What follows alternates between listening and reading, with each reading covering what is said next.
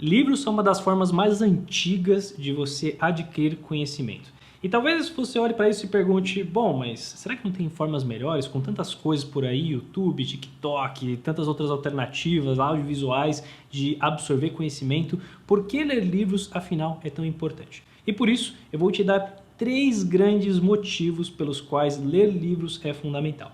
O primeiro deles sendo o retorno sobre tempo e sobre investimento que você tem com livros. O retorno de ler um livro é estupidamente alto. Para pensar comigo. Se você lê um artigo de um blog aí, que vai ter uns 3 a 5 minutos aí de leitura. Esses 3 a 5 minutos de leitura demandou de quem escreveu mais ou menos aí uns 3 a 4 dias. Se você for ler um artigo um pouco mais denso, um pouco mais complexo, de uns 20 a 30 minutos, esse pequeno artigo que você está investindo 20 minutos do seu tempo custou mais ou menos umas 6 semanas de trabalho da pessoa se ela fez uma boa pesquisa. E se você pegar um livro, um bom livro, que teve pesquisa, que tem embasamento e tem profundidade, você está trocando 5, 6, 7 horas da sua vida por anos, às vezes décadas da vida de quem escreveu.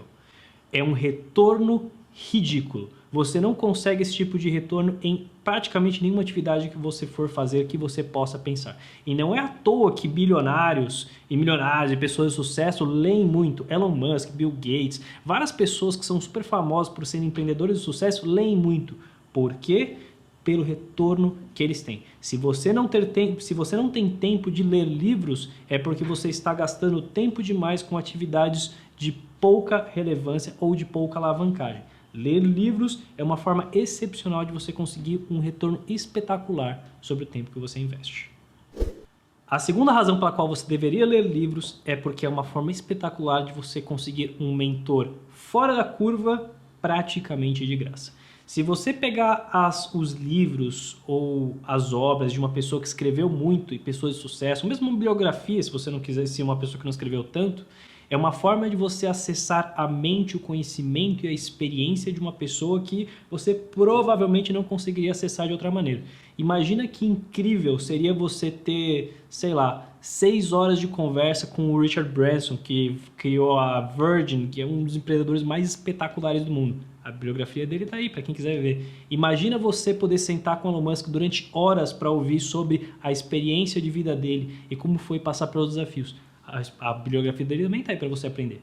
Então, você ter bons mentores é sempre uma forma excepcional de você crescer. E a verdade é, você provavelmente não vai ter tempo para ter mentores como esses. Então, por que não tratar o livro como uma grande sessão de mentoria ou como algumas sessões de mentoria com essas mentes brilhantes com as quais você pode se inspirar? Olha que coisa incrível que isso pode ser. Então, se você tem um livro de um empreendedor de sucesso, ótimo. Se você tem um livro que não é de um empreendedor de sucesso, mas é uma forma de acessar a mente de uma pessoa que você admira, também funciona muito bem. Trate a leitura nesse cenário como uma forma de aprender com a experiência de uma pessoa que você, de alguma maneira, admira. Se você encarar dessa forma, é uma maneira incrível de você ser mentorado por algumas das pessoas mais incríveis que já passaram pelo planeta. Finalmente, razão número 3 é que livros te permitem acessar a fonte. Nós vivemos hoje num mundo em que as pessoas estão constantemente se baseando em resumos e opiniões de opiniões e opiniões de opiniões de opiniões e raramente as pessoas chegam até a fonte para saber como é que é um negócio de verdade. E isso faz toda a diferença. Se você se informar por aí com base num título de uma notícia, sem sequer dar o trabalho de ler uma notícia, você não precisa ser muito esperto para perceber o quanto você não está aprendendo de verdade, o quanto você está reforçando crenças malucas da sua cabeça sem verificar o que é verdade de fato. E eu tenho um exemplo muito bom disso que aconteceu comigo recentemente. Como eu faço muitos treinamentos, eu sempre busco novas maneiras de ensinar, novas maneiras de garantir que o aprendizado de quem eu treino seja muito bom. E eu resolvi dar uma olhada no tal do Paulo Freire, né? Porque muita gente fala, meu, esse cara é um comunista doutrinador maluco, outras pessoas falam, não, esse cara é brilhante, um dos maiores pedagogos do mundo, nananana.